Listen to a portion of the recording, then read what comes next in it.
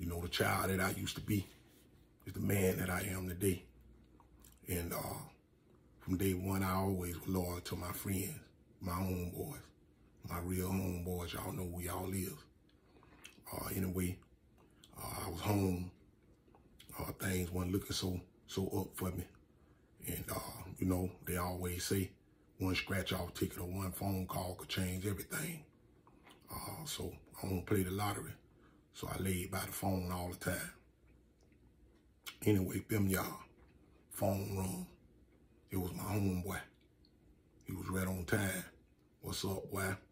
Ain't nothing. What's happening, boy? What you doing? I'm like, man, I ain't doing nothing, man. Just chilling, man. He was like, man, I'm here in your way. I need you to do something for me, man. You know, I know you can do this here. This right up your alley. So, by the time he got there, 3, 4, 5 hours, whatever it took for him to get there, you know, he told me he needed me to scram.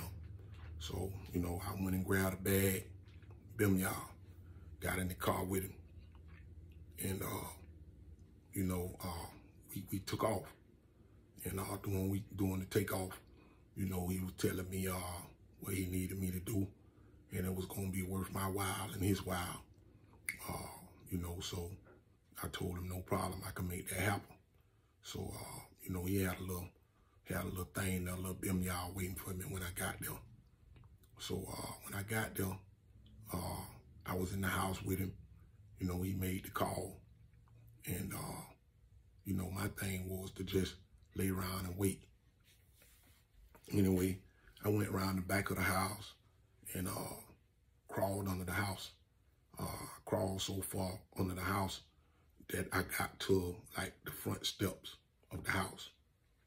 I see this vehicle pull up. You understand, we're in a nice, quiet suburban neighborhood. I see this vehicle pull up. When this vehicle pull up, I see a guy get out.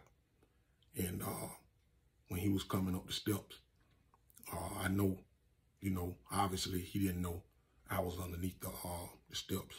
I was so close to his feet, I could have grabbed his feet, grabbed him by the ankles, and I could have grabbed him. But anyway, me being the sneaky guy that I am, I waited until he knocked.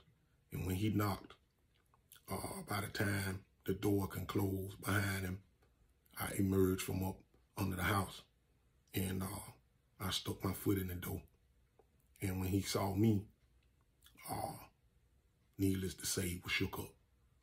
And, you know, I had a little companion with me or whatever. So I told him to have a seat on the couch. And I told him that I was looking for somebody. I didn't have on nothing. I remember having on a certain type of pants. I remember having on a black hat, no shirt, you know, and I had a friend with me. So I asked him who he came over to see. I was telling him that, hey, I need to see the same guy that you came to see. You understand? Because he owed me a little cash, and I'm not leaving without that. So, you know, he tried to convince me that he had nothing to do with what was going on, transpiring here in the house. And I told him to lay down on the couch. And, you know, he laid down on the couch. And when he laid down on the couch, you know, I saw the wad of cash in his, he had it in his drawers or whatever. So, you know, I held him for a while, and I talked to him, and I asked him what was he doing over here. He told me he was coming over to see some girls or whatever. So, you know, I told him to give me what you got. And he was like, man, I ain't got nothing or whatever. So I told him to lay face down. And when he laid face down, you know, he swung his hand a certain type of way. And it hit that thing, and it went off. And it almost hit him in the medulla oblongata. Almost. I'm talking about barely missed him.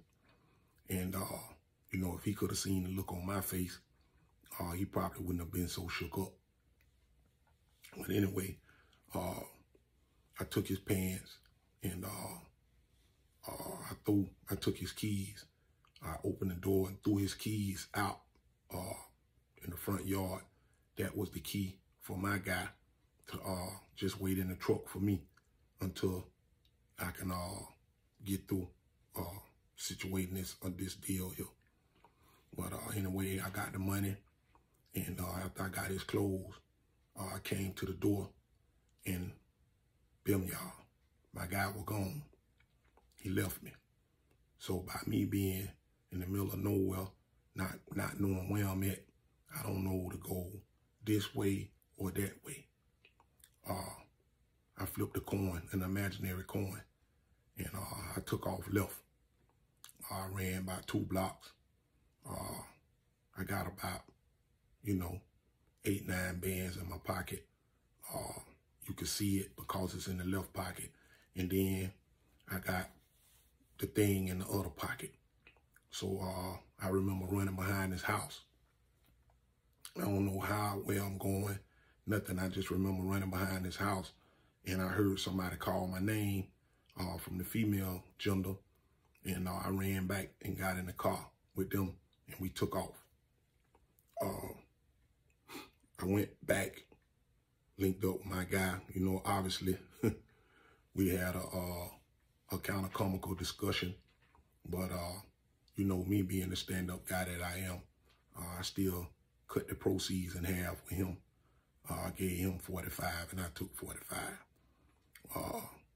On the way going back home, y'all, he was telling me a few things. He had a couple plans or whatnot, and I told him I wasn't really interested, just get me home or whatever. So, when I got home, he needed a little fuel money. I gave him some extra because, he finna invest everything or whatever. And he left. And I didn't see him for another month or 2 or 3 or whatever the case may be. But I heard he went back to that same spot, and him and my little buddy ran into the same guy that I just had the intimate meeting with or whatever, you know what I mean? And, so they couldn't stay there long after that ordeal. So they ended up leaving, going 2 to 3 hours north. And, 6 months had went by. I ain't see nobody or whatever. And one day I was home just standing on the block, and I seen a certain particular kind of car, fly car, big wheels on it, brand new paper tag in the window, wood and leather everywhere, sunroof, looking immaculate. And that was my guy. He pulled up, told me to get in, and I could still remember what he said to this day. Bim, y'all. Well, we on, boy. We straight. Go get your bag. You go on me. What I didn't know was that was the farthest thing from the truth. When I did get to the destination or whatever, it was almost like I was participating in street rule slavery.